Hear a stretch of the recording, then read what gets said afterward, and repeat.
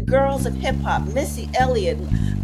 So I too am the beneficiary of affirmative action, but it does not mean that I was not. Oh, here you go again. I thought we left that potato salad back in the last episode. For Memorial. What you say? What you talking about, Willis?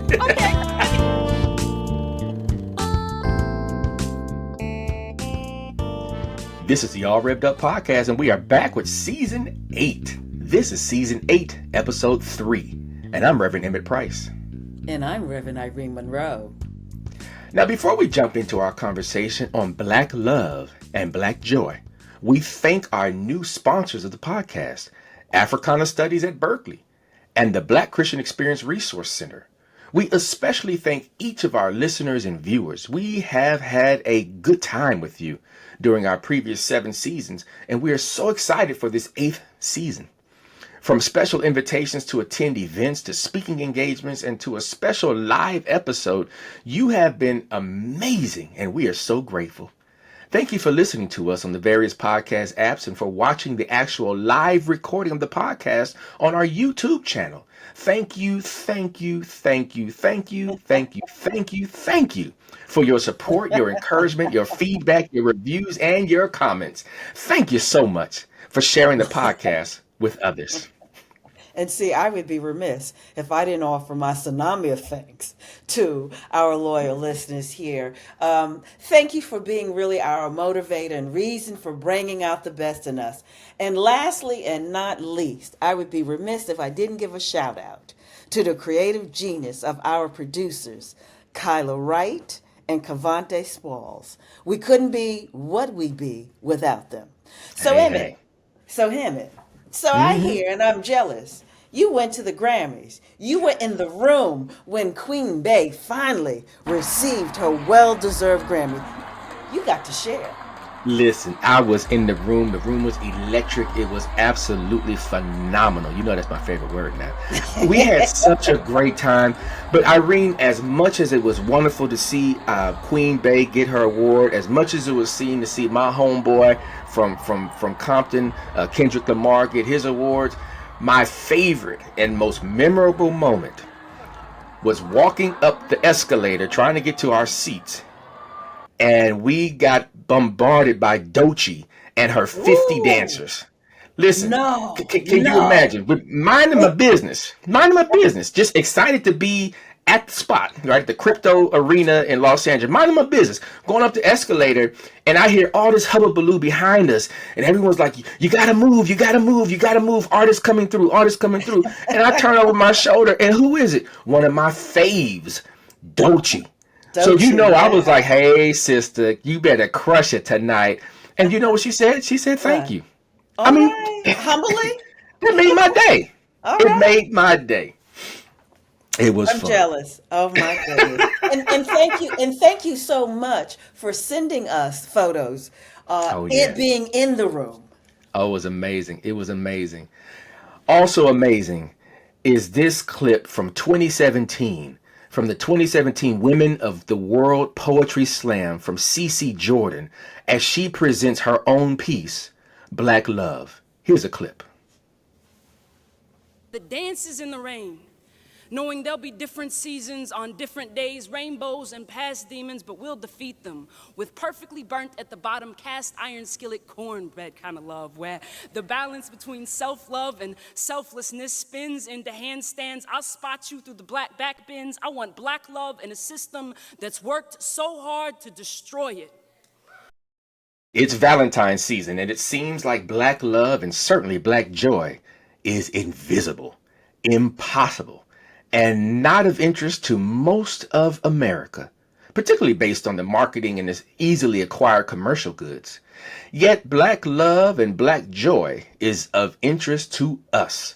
So that's what we're going to talk about. Black love is our love for ourselves, one another, our heritage, our ancestry, and our culture.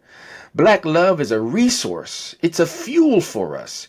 And if we're honest, is one of the greatest superpowers that we have. Black joy is the reflection of our greatness and our desire to thrive and be successful and to be whole. Black love and black joy are our resistance. They are our past, our current, and our future. Irene, it has been the case for a long time that Valentine's Day is so white. So let's blacken it up a bit. I think we Irene, should. I think what we you talking should. about? What you talking about? Talk to me about black love and black joy. I think you should.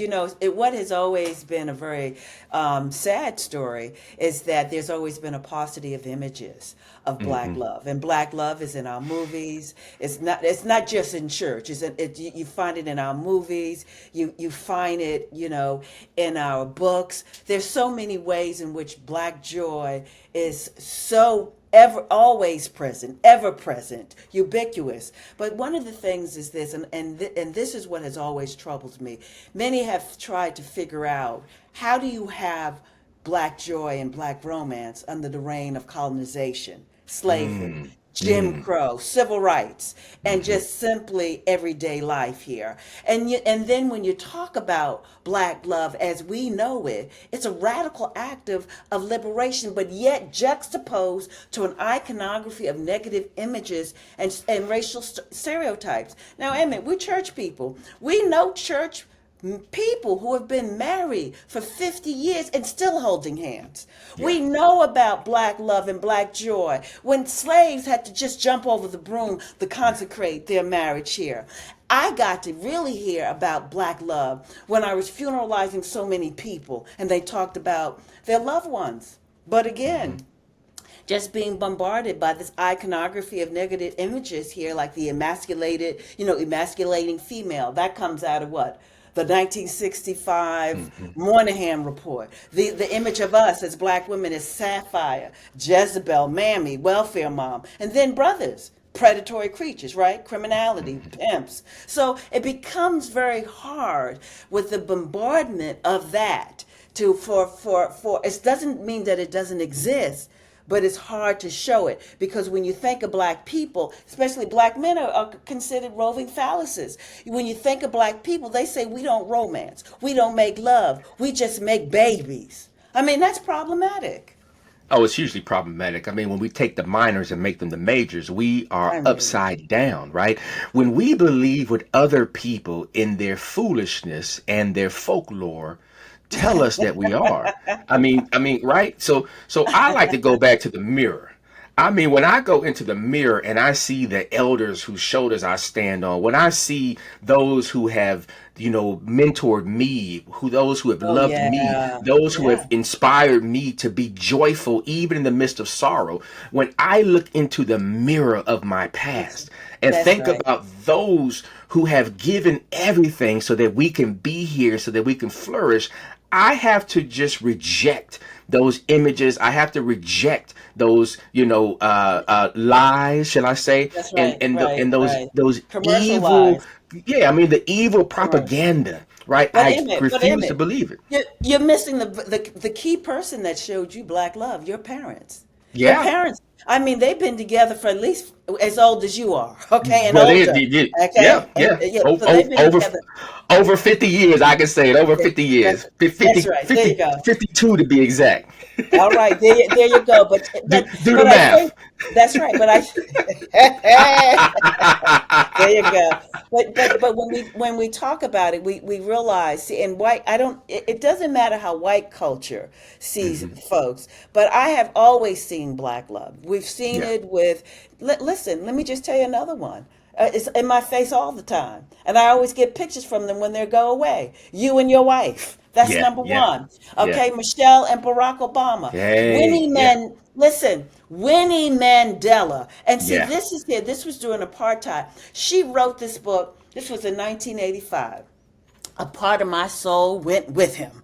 Oh my God. And then let's talk about this here. Something we have big here in Boston now, the Embrace. We Yeah. talk about Martin Luther King and Coretta King, love in the midst of struggle here. And listen, and this was the first time they gave Thea and I the award. I mean, so they understand that love is love here, and that and it always reminds me of this biblical passage that what God puts together, let no one put asunder here. Hmm. But I think what we see here when the couples that I've named, it talks about the tenacity in the face of ongoing struggle to not only to survive, but for our love to not be abbreviated. And what I mean by abbreviated, King was killed. Yeah. A lot of times our loved one is murdered. But I want to tell you something that I discovered during COVID here. So during my morning constitutional, I would walk down Flag Street. And why Flag Street? Because I wanted to go past 20 Flag Street. I need to say this. This is where W.E.D. Du Bois rented his room at a That's right. house. This was in 1892, 1893. He was a graduate student at Harvard at the time. And the reason why I'm telling you this is because we know him for what? The souls of black folks and his Hmm. whole concept of double consciousness. But he was a romantic at heart. He wrote Dark Princess in 1924 during the Harlem Renaissance, and Wow. talking about black love in the midst of struggle. And the interesting thing about that, he recognized that there were a paucity of images of seeing black people being coupled, black people showing love to one another here. And we see more of it today, but back in the day, clearly, and I thought it was very interesting, even during the civil rights movement, people loved each other. Listen, Medgar Evers and his wife. I mean, Yeah, all of Merle. these, Hmm. Merle. I mean, but listen, Malcolm and his wife. Hmm. These, Hmm. these are loving couples who tried against or in the yoke of racism and struggle to hold it together, and many of them did, and then when their husbands were snatched from them, they kept their legacy alive as a form of love. Well, yeah, I mean, you just called the roll on this one, and I love everything you said. I mean, Dr. W.B. Du Bois, 1903, The Souls of Black Folk, what did he tell us? Beyond the double consciousness, he told us that the problem of America in the 20th century would be the color line, That's right? right. And how profound that was in 1903. But you said something. I mean, you and Thea were looking good at that embrace celebration. Y'all had it was a sneaker, a sneaker gala, and y'all both had your sneakers on. That was amazing. I hope our viewers and listeners can check out a photo of that if we have that Yeah, available. well, we have a video. We have a video and some, so I'll certainly share it with your audience. But I want to tell you just one other person who talks about romance. So for many years, I was reading this, and I love romance because part of it is that black women has really revolutionized the genre to write ourselves in existence as loving beings. Okay? Hmm. Because see, when we look at the spiritual narratives that black women have written, that was to write ourselves as children of God. But here, we write ourselves as loving beings. So there was this writer that I just loved for many years, and her name, was Selena Montgomery. And I would just Hmm. every book she wrote, I would go get. Do you know who Selena Montgomery is? Stacey I think Abrams. it's Stacey Abrams. Yeah, yeah, a phenomenal writer. That's Well, we right. got to take a break. But before we take a break, I got to tell you this, Irene. I'm not even gonna call out who this was, but I have been hearing about a rumor that has been started about the Obamas, that because Michelle was absent from both the inauguration and from the funeral of Jimmy Carter, that there's a rumor starting that they are divorced.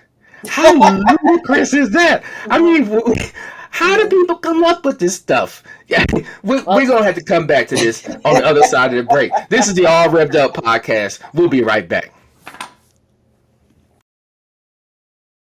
It takes two people to have a relationship. Yeah, but the If you relationship. don't have a dream, fake it. But the relationship, you can't fake a dream. You got to fake it because we don't have dreams these days. How the hell can you have a dream? For what? Well, it isn't. So everybody's jiving, but let's jive on that level. If I love you, I can't lie to you. Of course you can lie to me, and you will. If you love me and you're going off with Maddie someplace, you're lying to me. Because what the hell do I care about the truth? I care if you're there. What Billie Holiday say, hush now, don't explain. All right, I accept that. Of course. All Of right, course I you'll lie to accept me. This is the All Rev'd Up podcast, and we are back. You just heard a conversation from 1971 between Nikki Giovanni and James Baldwin on the public television show Soul. Irene, I know you have some things to say regarding that clip. Go on and let your soul free. Come on. Well, let me put this in context. This is in the 70s here. So when she says we don't have a dream, I need to say this. King had died 2 Yes. years. Yeah. Was assassinated. Before that. Was assassinated. That's right. I should say that. It was Yeah. was right, taken from us. Yeah. Here. So there was a love in the movement. When I mean a love in the movement, a love for freedom, Yeah. a love in the belief that we were marching towards a better tomorrow and a better future, particularly given the fact that when we look at a couple of quote gains that we got, which was the Civil Rights Act, okay, and then as well as the Voting Right Act, and then I need to also say in '67. The Supreme Court struck down anti-miscegenation law, okay, with Loving versus the state of Virginia, and so here we are. But there's a bittersweetness that is certainly going on with Nikki Giovanni and James Baldwin. I find it very interesting because they're two gay people, Right. not at that time in relationship. Right. Nikki having performed compulsory heterosexuality, her relationship had ended here and stuff, but later on in life I accidentally out her When we talked about that in the last episode. That's right, but then was with her life partner for 30 years. So I'm sure if you asked her that before she died, she'd have a different place. And James Baldwin and Writing Another Country was always a very problematic text for many people because there's love relationships between a number of people, but between a black man and a black woman falling into that iconography that black romance and black love does not exist here. So, I mean, that is very problematic, but I need to be honest about any sister. Don't lie to me now, okay? I'm with you on that. Okay? Because I need to just say this here. I will do what Angela Bassett did. Waiting to exhale. Waiting to exhale. Burn your stuff up. Okay? I just need to say this. Don't lie to me the way Bill Clinton lied to Hillary, because you know what? Because even though I would have been the first lady, there would have been news cameras looking at the balcony as I threw his stuff from it. Okay? So no, don't lie. But I'm always whole when I do my wedding ceremonies. I need to say this. I always uphold Corinthians, 1 Corinthians 13. Love is kind, love is gentle, forgive you of your sins, don't hold grudges. But I think that when you think of love here, I always think that, you thank God that you have someone that's in your life. I really need to just say this here. Someone that sees the divine potential in you. I mean, someone to me who in many ways is your best friend and your forever friend, I say, that you can trust with the intimacies with you, and don't hold things against you, that loves you even when you are unlikable, and to me sees the small child in me. So I'm in a different place about love. But do not now. If you lie to me, okay, it's on. Yeah, no, I'm with you on that. I'm definitely with you on that. Don't lie to me either. I'm interested in that conversation because, as you mentioned, and I really appreciate you contextualizing that within the moment and the season after the assassination of Dr. King, because there was a feeling of defeat, right, and a feeling of impossibility and nihilism, and nihilism, particularly that is referenced here in 2025. People are feeling that way now, but I don't think we've gone to the place of suggesting that we're jiving each other and that we're lying to each other. I think the difference is, and I give credit to the millennials I give credit to the, Generation Alpha and the younger folks who they not taking this foolishness. I mean, they will call it out. I mean, for our young people to put their bodies on the line to protest during the Black Lives Matter movement in a way that your generation didn't and my generation didn't, right? We were at home like the elders, right? Y'all need to go inside. There's COVID here. Put your mask on. And it's cold, and you're gonna catch a cold. Fact. You know what I mean? So Right. to think about the fact that Right. there is a sense of veracity and a sense of really the rejoicing and the joy that comes from knowing that the movement still continues, and not that we're celebrating that, because I wish that we were done and that we would have succeeded. And but I the wish fact that Floyd was here. Absolutely. Michael so Brown Jr., Tamir all of Rice, them here. Sandra Bland, all the whole we could roll call. But the point is this, that in the truth, and you quoted the Bible, the truth will set us or make us free. And so we have to tell the truth, and we have to tell the truth to one another. But truth is but there's love in truth. Yes. To be honest, and there are different kinds of love. There is filial love, which is brotherly love. There's agape love, which is obviously between Nikki and James Baldwin, two literary icons. There's no agape love or brotherly love, and certainly there wouldn't be any eros love. But when we're talking about love, we're really talking about it within those three components here. And I think that what happens, and I tell many of my couples that I marry, that when there's not an intersection of all three, and because you're coming to me as a minister, that there's the love of God, the love of your brother, as well as romantic love, the sustainability is difficult. And what I mean by that, and I'm not talking about sex. I'm talking about the way in which you keep the spark going. Whether that's a text message saying, "Baby, are you coming home late tonight?" Yeah. Okay. Yeah. Or if that's something like, I know you like Snickers. I don't, but I'm gonna bring you some. Yeah. It's the little incremental ways of showing love here.